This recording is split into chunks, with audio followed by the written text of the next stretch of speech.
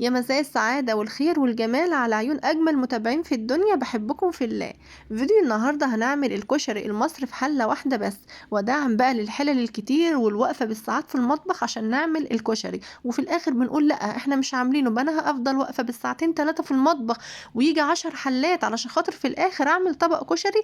لا يا ستي، أنا النهاردة هعمل معاكي الكشري في حلة واحدة بس، وعايزة أقولك في ثواني كده هتخلصيه وهتعملي أحلى طبق كشري، وتحدي احلى مليون مره من اي كشري بنشتريه جاهز من اشهر المطاعم. وكمان ايه ده، طبق الكشري بقى قد كده ما يكفيش لطفل عنده 3 سنين، بقى ب20 وب30 جنيه. طب وليه ده بنص التكلفه هنعمل حله كشري تكفي العيله بحالها، والطعم والريحه عايزه اقولك قلب الدنيا كلها. لو اول مره بتشوفوني انا رنا، ما تنسوش تعملوا لايك للفيديو وكمان تشتركوا في القناه، ويا ريت تفعلوا الجرس تختاروا الكل عشان يوصل لكم اشعار بكل فيديو جديد انزله. ويلا النهارده بقى نعرف كل اسرار الكشري المصري، سواء بقى كانت بالدقه، بالبصل المتحمر كده وبيقرمش، بالصلصه بتاعه الكشري، وكمان الشطه بتاعته وكل حاجه.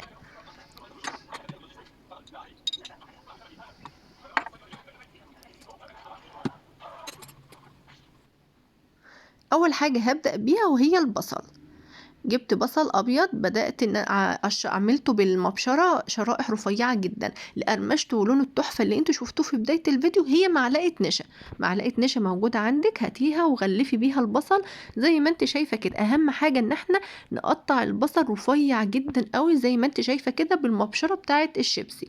زيت بقى كمية محترمة من الزيت يكون حرارته متوسطة. بدأت ان انا انزل بالبصل بتاعنا بالشكل ده كده، وطبعا انا مورقة البصل كله بايديا كده بحيث ان هو يتحمر كويس اللون الذهبي الحلو اللي انتوا شايفينه. هبدأ ان انا اخرج البصل، على فكرة ما تمشوش من جنبه عشان بيحمر بسرعة. انا هنا اخد لون غامق سنة معايا، انا ما كنتش حابة ان هو يكون غامق كده، بس بعد كده بقى خليته ان هو افتح سنة، لان البصل لما بيبرد بتحس ان هو اخد لون اغمق من اللي احنا مخرجينه.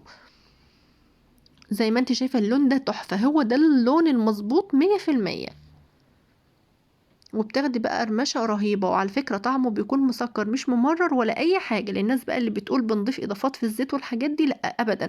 هي معلقة النشا بس اللي احنا ضفناها في الاول، بنعملها كده على البصل بياخد اللون التحفة ده، وكمان بيكون مقرمش قوي ومفهوش اي مرة، بالعكس ده مسكر. عايزة اقول لكم ان عيالي كانوا كل شوية يجي ياخدوا منه وياكلوا من كتر ما هو حلو. بعد كده بقى بالزيت اللي احنا لسه محمرين بيه البصل ده اللي هنستخدمه بقى في باقي الوصفة. جبت هنا كده حطيت حوالي نص كوباية كبيرة من الزيت، لان هعمل كمية حاجات كتيرة كلها في حلة واحدة. جبت الشعرية حوالي 200 جرام او كوباية من الشعرية، بدأت ان انا احمرها تاخد اللون الذهبي. جبت كوبايه كبيره من الرز، ما بحبش الرز كتير، هي كوبايه واحده كبيره كفايه قوي، ما تكتروش يا جماعه الرز. انا عن نفسي لو تسالوني عن ضميري، انا مش بحب اضيف الرز نهائي في الكشري، لكن انا حبيت ان انا اضيفه في الوصفه بحيث ان في ناس كتير يعني ايه بتحب تضيف الرز. حمرت الرز، بعد كده نزلت بكيس 400 جرام من المكرونه الصغيره، كنت لسه اقول المراكونه. المكرونه اللي هي الصغيره قوي، ما تستخدموش الكبير، الصغيره بتكون احلى في الكشري. هبدا ان انا اديها تشويح. يبقى الاول حمرت ال 200 جرام شعريه، وبعد كده نزلت عليهم بكوبايه رز مغسوله ومتصفيه كويس قوي وبرده اديتها تشويحه، وبعد كده نزلت بكيس مكرونه صغيره اللي هي 400 جرام. كل الحاجات دي ليه لازمتها التشويح؟ علشان خاطر بتكون الكشري مفلفل معايا كده. هنا نزلت بحوالي كوبايه صغيره خالص من العدس بجبه، او في ناس تانية بتعرفه بالعدس الاسمر او العدس بقشرته، ده كلها مسميات للعدس. غليته على فكره الاول 5 دقايق على النار، وبعدين صفيته وشطفته كده ونزلت بيه على الكشري بتاعنا. هنا برضو حوالي 200 جرام من المكرونه الاسباجيتي، كسرتها نصين كده ونزلت بيها مع المكرونه الصغيره مع العدس بجبته مع الرز مع الشعريه. طبعا المفروض الميه تكون بتغلي افضل، لكن انا كنت حطاها على العين الصغيره وما لحقتش ان هي تغلي. يا دوب يا جماعه بنغطي الكشري بتاعنا بالميه، مش بنحط ميه كتير عشان ما يعجنش، يا دوب الميه فوق مستوى المكرونه والرز والحاجات. معلقه بقى من الملح، وهنسيب الكشري على نار عالية ومش بنغطيه لحد ما يبدأ يتشرب المية بتاعته، وبنبدأ نديله تقليبة. طبعا هو لسه ما استواش، عشان كده تلاقوا المكرونة الاسباجيتي لسه مش سايبة نفسها كده او مش انسيابية، لانها لسه ما استوتش، يا دوب هو الكشري غلي بس. اول ما يبدأ بقى في الغليان بهدي النار خالص، وببدأ ان انا اغطيها واسيبه على نار هادية جدا، وبشقر عليه كده او بتابعه من كل مدى واديله تقليبة. ما تسيبيش الكشري من غير تقليب، لازم بعد ما بيتشرب كده لازم ان احنا نقلبه، بحيث ان كل المكرونة السباكيتي تختلط كده مع كل المكونات بتاعة الكشري، ونغطي عليه ونسيبه على نار هادية خالص لحد ما يستوي تماما. بعد كده بقى هنروح للصلصة. ضفت حوالي 4 معالق من الزيت اللي احنا قلينا بالبصل، معلقة من التوم، وهبدأ ان انا اخلي التوم ياخد اللون الذهبي. هنزل بطماطم تكون مركزة. انا دي كانت عندي طماطم كنت مخزناها في الفريزر، وضربت عليها كمان طماطم فريش، عملت ميكس كده. فانت بقى عندك عايزه تضيفي طماطم فريش، عايزه تضيفي صلصه، براحتك. التوابل بقى اللي انا استخدمتها معلقه صغيره من الفلفل الاسود والملح، الكزبره، الكمون، توابل مشكله، ودي كده اللي هو الباكت بتاع كنور، بيدي طعم لصلصه الكشري رهيبه. نرجع تاني للطماطم. لو هتستخدمي طماطم اضربيها في الخلاط وصفيها، الطماطم بتاعت صلصه الكشري بتكون متصفيه. سبتها بقى على النار لحد ما اتسبكت بالشكل ده كده. وفي الاخر خالص قبل ما نطفي هنزود حوالي 4 معالق كبار من الخل، بتدي طعم للصلصة جبار يا جماعة. وبنطفي على طول، ما بنسيبش الخل يغلي على النار. ودي كده كانت صلصة الكشري. نروح بقى للشطة بتاعة الكشري. معلقتين من الزيت اللي احنا قلينا فيه بصل الكشري، معلقة من الشطة الحراقة، ده اللي بيحب الحراق او الحامي. لكن اللي ما بيحبش الحراق ممكن يستغنى اصلا خالص عن الخطوة دي للجماعة اللي بيحبوا الحراق. بعد ما شوحت الشطة تشويحة كده هنزل بمعلقتين من الصلصة اللي احنا لسه عاملينها للكشري، وهديها تقليبة كمان كده. وبس خلاص كده، دي الشطة يا جماعة اللي احنا بنجيبها من المطاعم مع الكشري.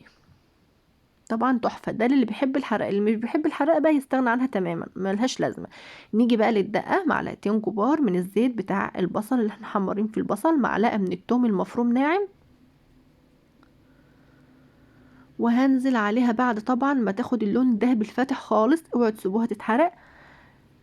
هنزل عليها طبعا انا بموت في الحراق، فهنزل عليها بمعلقه صغيره خالص كده من الشطه الحراقه، شطه مسحونه، او ممكن لو عندكم شطه صحيحه اللي هي قرون يعني ممكن تقطعوا قرن كده او نص قرن وتضيفوها عليها. كوبايه من الميه صغيره مش كبيره، معلقه من الكمون ومعلقه من الكزبره، طبعا معالق صغيره كمون وكزبره. بعد ما الميه ما غليت هنزل عليها بنفس الكوبايه خل، طبعا زي ما انتم شايفين كوبايه صغيره خالص. طبعا كل حاجه كده بقت جاهزه. هنا في خطوة كمان إضافية، دي من عندي جبت حمص وسلقته، سبته حطيته في مية كده غلي، دي طبعا اختيارية ممكن تستغني عنه تماما. بعد ما الكشري كده استوى وشايفينه مفلفل وتحفة، نزلت في الطبق الكبير، وبعد كده البصل، بعد كده الصلصة والحمص بدأت ان انا ارشه. وزي ما قلت لكم ده اختياري وما فيهوش اي افتكاسات، بتجيبوا الحمص وبتغليه في ميه على النار وخلاص لحد ما يستوي بس. ناخد بقى كده حبة من الشطة وشوية من الدقة بتاعة الكشري يا خراشي، وننزل نسحب شوية صلصة ونسحب شوية بصل. وبصي بقى عايزة اقولك عيشة حياتك. دي طريقة من طرق التقديم في طبق كبير كده، وبتبدأي ان انتي تعملي نفس الحركات اللي انا عملتها شوية اللمسات اللي انا عملتهم. بس انا بصراحة مش بحب الطريقة دي في تقديم الكشري. هقولك بقى الطريقة التانية اللي انا بحبها، اللي هي الاطباق، كل واحد يكون الطبق بتاعه. يعني بصي بحب اول حكايه كده. لكن انا انزل في طبق كبير واحط فيها كده وناكل اكل جماعي، لا، انا بحب كل واحد ياخد طبق. بجيب الطبق وانزل بالكشري حسب بقى الفرد، كبير صغير اعملي الكميه اللي انت عايزاها. البصل على الوش، وعليها كده الصلصه بتاعه الكشري والحمص، وحبه كده من الشطه وشويه من الدقه، وعيشي حياتك. كده الفيديو انتهى. اتمنى ان هو يكون عجبكم. ما تنسوش تعملوا لايك للفيديو وتشتركوا في القناه، وهسيبكم في رعايه الله، والسلام عليكم.